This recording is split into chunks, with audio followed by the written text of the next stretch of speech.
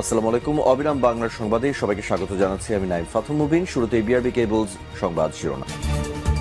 বাংলাদেশের সর্বশেষ গুরুত্বপূর্ণ আপডেট সংবাদে আপনাকে স্বাগত। শুরুতে সংবাদ শিরোনাম, পরে বিস্তারিত। শুরুতেই জানাবো, আওয়ামী লীগ ও সাংবাদিক ইস্যুতে ডক্টর ইউনূস সরকারের প্রতি যুক্তরাষ্ট্রের জোরালো বার্তা।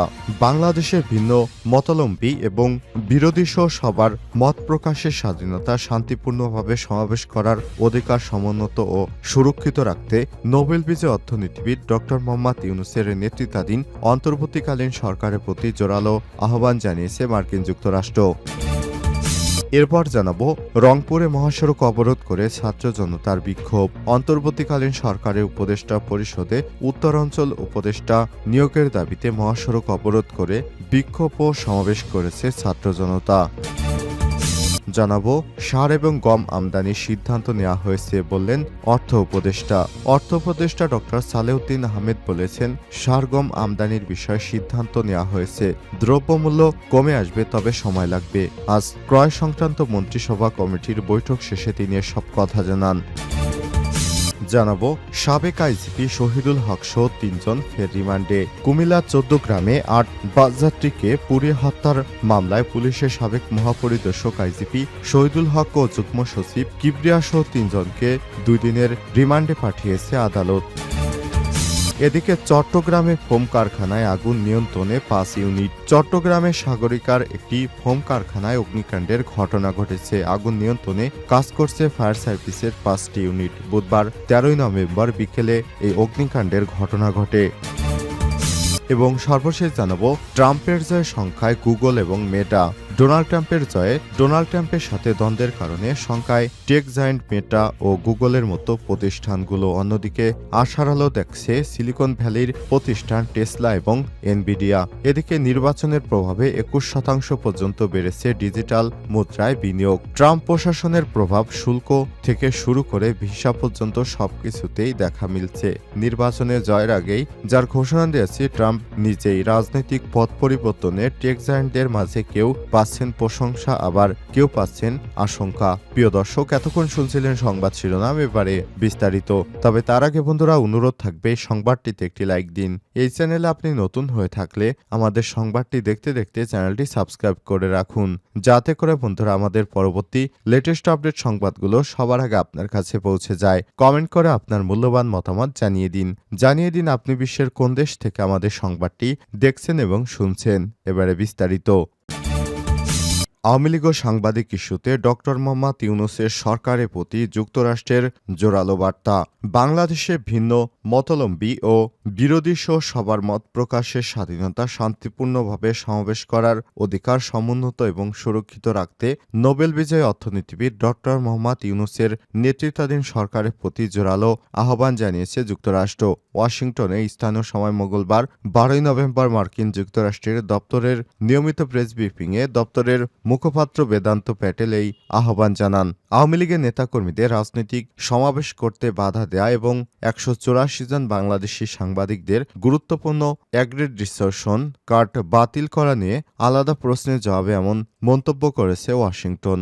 মার্কিন পররাষ্ট্র মন্ত্রণালয়ের কার্যালয়ে আয়োজিত ব্রিফিংয়ে এক সাংবাদিক বেদান্ত প্যাটেলকে প্রশ্ন করেন, গত রোববার ১০ নভেম্বর রাজধানী ঢাকায় আওয়ামী লীগের কর্মীদের রাজনৈতিক সমাবেশ করতে বাধা দেওয়ার মতো সম্প্রতি পদক্ষেপ যুক্তরাষ্ট্র কিভাবে দেখছে। ডক্টর মোহাম্মদ ইউনূসের নেতৃত্বাধীন অন্তর্বর্তীকালীন সরকারের জন্য যুক্তরাষ্ট্রের পক্ষ থেকে কি বার্তা দেওয়া হয়েছে, আর তার সমর্থকেরা এর আগে বাক ও সমাবেশের স্বাধীনতার পক্ষে কথা বলেছেন। এই প্রশ্নের জবাবে বেদান্ত প্যাটেল বলেন, আমরা ভিন্ন মতের এবং বিরোধী সহ সবারই মত প্রকাশের স্বাধীনতা, শান্তিপূর্ণ সমাবেশের অধিকার সমর্থন করি। আমাদের দৃষ্টিকোণ থেকে এসব স্বাধীনতা যে কোনো গণতন্ত্রের জন্য অপরিহার্য উপাদান। এ সময় তিনি আরো বলেন, আমরা নিয়মিতভাবে বাংলাদেশের অন্তর্বর্তীকালীন সরকার সহ আমাদের সব অংশীদারদের এই সমর্থনের কথা জানাই এবং দেশে সত্যিকারের গণতান্ত্রিক ভবিষ্যৎ নিশ্চিতে বাংলাদেশের সব নাগরিকের জন্য এসব স্বাধীনতা সমুন্নত ও সুরক্ষিত রাখা জরুরি। রংপুরে মহাসড়ক অবরোধ করে ছাত্র জনতার বিক্ষোভ। অন্তর্বর্তীকালীন সরকারের উপদেষ্টা পরিষদ মণ্ডলীতে উত্তরাঞ্চল উপদেষ্টা নিয়োগের দাবিতে মহাসড়ক অবরোধ করে রংপুরে বিক্ষোভ ও সমাবেশ করেছে ছাত্র জনতা। বুধবার ১৩ নভেম্বর দুপুরে নগরীর লালবাগ এলাকায় একটি বিক্ষোভ মিছিল বের হয়। পরে মিছিলটি শহরের প্রধান সড়ক প্রদক্ষিণ শেষে মডার্ন মোড় এসে বিক্ষোভ সমাবেশে পরিণত হয়। এদিন দাবি না মানা হলে কঠোর আন্দোলনের হুঁশিয়ারিও দেন তিনি। এ সময় রংপুরে বৈষম্যবিরোধী ছাত্র আন্দোলনের প্রতিনিধি ইমরান আহমেদ বলেন, বৈষম্যবিরোধী ছাত্র আন্দোলনের প্রথম শহীদ বেগম রোকেয়া বিশ্ববিদ্যালয়ের শিক্ষার্থী আবু সাইদ, যার প্রাণের বিনিময়ে বিপ্লব সংগঠিত হলেও এখন সেই আবু সাইদ এর রংপুর বৈষম্যের শিকার হচ্ছে। দেশের বিভিন্ন অঞ্চল থেকে উপদেষ্টা নিয়োগ দেওয়া হলেও উত্তরবঙ্গ থেকে এখনও একজনকে উপদেষ্টা হিসেবে নিয়োগ দেওয়া হয়নি। বিতর্কিত কিছু মানুষ উপদেষ্টা পরিষদে নিয়োগ দেওয়া হয়েছে, তাই উত্তরবঙ্গ থেকে দ্রুত সময়ের মধ্যে উপদেষ্টা অন্তর্ভুক্তির দাবি করছি। এ সময় ঘণ্টাব্যাপী চলে বিক্ষোভ সমাবেশ। দাবি না মানা হলে আরও কঠোর আন্দোলনের হুঁশিয়ারি ছাত্র জনতার। সার গম আমদানির সিদ্ধান্ত নেওয়া হয়েছে বললেন অর্থ উপদেষ্টা। অর্থ উপদেষ্টা ডক্টর সালেউদ্দিন আহমেদ বলেছেন, সার গম আমদানির বিষয়ে সিদ্ধান্ত নেওয়া হয়েছে। দ্রব্যমূল্য কমে আসবে, তবে সময় লাগবে। বুধবার ১৩ নভেম্বর ক্রয় সংক্রান্ত মন্ত্রী সভা কমিটির বৈঠক ষেষে তিনি এসব কথা বলেছেন। সালেউদ্দিন আহমেদ বলেন, আগের সরকারের সারের বকেয়া পাওনা পরিশোধ করে দেওয়া হয়েছে। তিনি আরও বলেন, জানুয়ারিতে প্রথমে ষষ্ঠ এবং সপ্তম শ্রেণীর পাঠ্য বই শিক্ষার্থীদের হাতে পৌঁছে দেওয়া হবে। এ লক্ষ্যে সরকার কাজ করছে। সাবেক আইজিপি শহীদুল হক সহ ৩ জন ফের রিমান্ডে। কুমিল্লার ১৪গ্রাম ৮ বাসযাত্রীকে পুড়ে হত্যার ঘটনায় পুলিশের সাবেক মহাপরিদর্শক আইজিপি শহীদুল হক ও যুগ্ম সচিব কিবরিয়া সহ ৩ জনকে ২ দিনের রিমান্ডে পাঠিয়েছে আদালত। বুধবার ১৩ নভেম্বর বিকেলে কুমিল্লার আদালতে হাজির করা হলে senior chief judicial magistrate Farhana Sultana আদেশ দেন। এর আগে মামলার তদন্তকারী কর্মকর্তা ও ১৪গ্রাম থানার এসআই মশিউল আলম ২ দিনের রিমান্ড শেষে তাদের আদালতে হাজির করে ১০ দিনের রিমান্ড আবেদন করেন। শুনানি শেষে কুমিল্লার আদালতের public prosecutor PP Kaimul Haque Rinku বলেন, সাবেক IGP A K M Shahidul Haque, সাবেক যুগ্ম সচিব A K M G Kibria Majumder ও মেহেরপুর জেলা ওলামা লীগের সভাপতি জহিরুল ইসলাম সেলিমকে জিজ্ঞাসাবাদের জন্য পুনরায় ১০ দিন করে রিমান্ডের আবেদন করা হয়েছে। শুনানি শেষে আদালত ২ দিনের রিমান্ড মঞ্জুর করেছে। ২৭ নভেম্বরের মধ্যে তাদেরকে জিজ্ঞাসাবাদের জন্য নির্দেশ দিয়েছে আদালত। এর আগে গত সোমবার তাদেরকে আদালতে হাজির করা হলে ২ দিনের রিমান্ড মঞ্জুর করে আদালত। এদিকে সাবেক IGP A K M Shahidul Haque সহ আসামি পক্ষের আইনজীবী এএইচএম আবাদ হোসেন বলেন, এই মামলার সঙ্গে তাদের কোনো সম্পর্ক নেই। আমরা আদালতের রিমান্ড আবেদন নামঞ্জুরের দাবি জানিয়েছি। পরে আদালত পুনরায় তাদের ২ দিন করে রিমান্ড মঞ্জুর করেছে।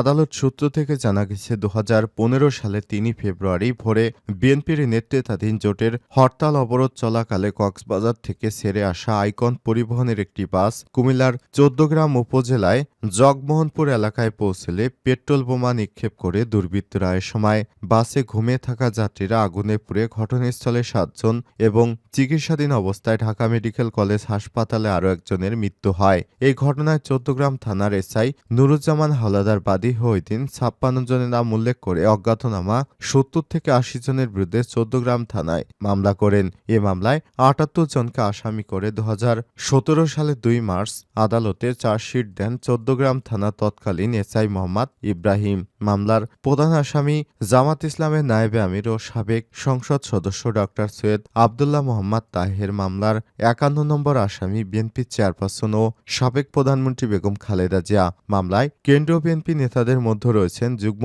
মহাসচিব রুহুল কবির রিজভী, সালাউদ্দিন আহমেদ, শওকত মাহমুদ, মনিরুল হক চৌধুরী প্রমুখ। তবে ৫ই আগস্টের পর ১১ সেপ্টেম্বর কুমিল্লার আদালতে একই ঘটনার পাল্টা মামলা করে ওই বাসের মালিক আবুল খায়ের। বর্তমানে মামলাটিতে সাবেক রেলমন্ত্রী মুজিবুল হক, সাবেক আইজিপি শহীদুল হক, র্যাবের সাবেক মহাপরিচালক বেনজির আহমেদ, কুমিল্লার সাবেক পুলিশ সুপার টুটুল চক্রবর্তী সহ ১৩০ জনকে এজাহারের নামীয় এবং অন্তত অজ্ঞাতনামা ১৯০ জনের বিরুদ্ধে আদালতে মামলা দায়ের হয়েছে। পরে অভিযোগটি ১৪গ্রাম থানায় এফআইআর করা হয়।